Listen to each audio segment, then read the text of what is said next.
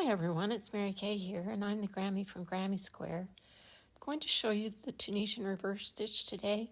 It's got an interesting texture and I think you'll really like it. You'll need yarn and a Tunisian crochet hook. I'm using worsted weight. We'll start with the chain, and you don't have to have any specific number. So chain the number of stitches you want. For the foundation row, I'll be going into the back bumps. So turn your chain so you can see the back, and then find those bumps.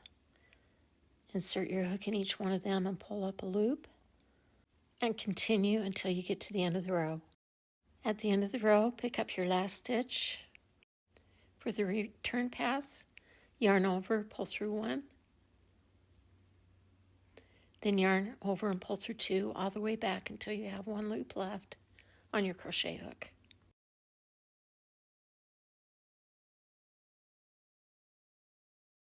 At the end of the foundation row, you can see what we've got. Let's locate the spaces where we'll be using this stitch. For a simple stitch, we'll go through the front bars, and each one of these stitches has two parts. Turn your work to the back and you'll see the back side of each stitch also has a vertical bar, and these are the bars that we're going to work into when we do this reverse stitch. The yarn needs to be in the back. Go through that first back bar, pull up a loop. I think it's helpful to turn the work towards you a little bit, and then you can see the back side of your work. The strands we're looking for are the only vertical ones on the back, so they're kind of easy to find, although this first row is a little bit harder than it will be on the next rows.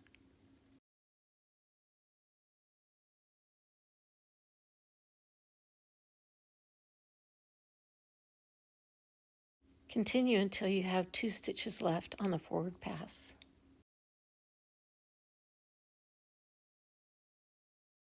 At the end of the row, go into the second to the last stitch, and then turn your work back towards you, and that last stitch will be an edge stitch. So go into that first loop there, pick up the one right behind it,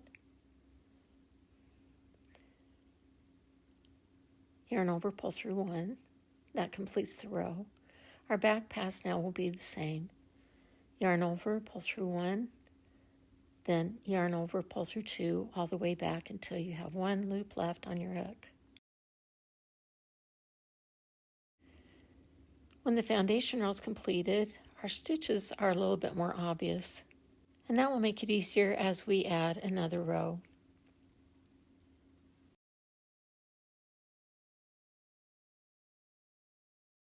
Sometimes the first stitch in the row is a little bit hard to find. Insert your hook from back to front and then pull your hook back a little bit, and you should be able to pick up that first stitch. Then continue getting those back loops across. Insert your hook into each one of those vertical bars and pull up a loop.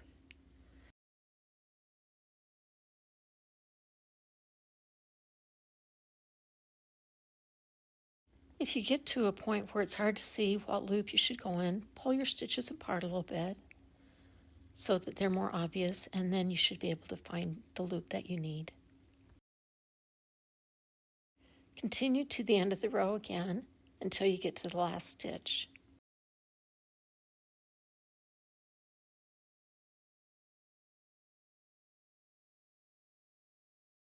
The row ends will always be the same. Pick up that last stitch, and then the edge stitch. Go into the loop that you normally think of as a simple stitch loop, and then the one right behind it. Pull up a loop. The return pass will be the same. Continue until you've got the length that you want. I've completed several rows now, and I'm ready to bind off. The bind off will be basically the same. Insert your hook, pull up a loop, yarn over, pull through two. Again, insert your hook into the loop, yarn over, pull through one, yarn over, pull through two. Insert your hook, yarn over, pull through one, yarn over, pull through two. Continue binding off like that until you get to the end of the row.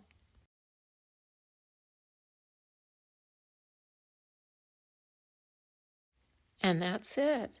You have another stitch to add to your library of stitches. Well done. If you like this video, please give me a thumbs up, subscribe, comment, and share. I really appreciate it. Thanks for watching.